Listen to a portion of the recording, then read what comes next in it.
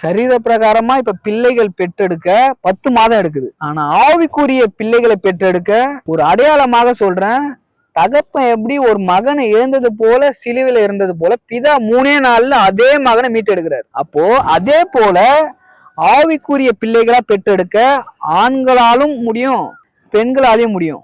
so தொடர்ந்து அப்பாவோட எவ்வளவு நேரம் கொடுக்கீங்களோ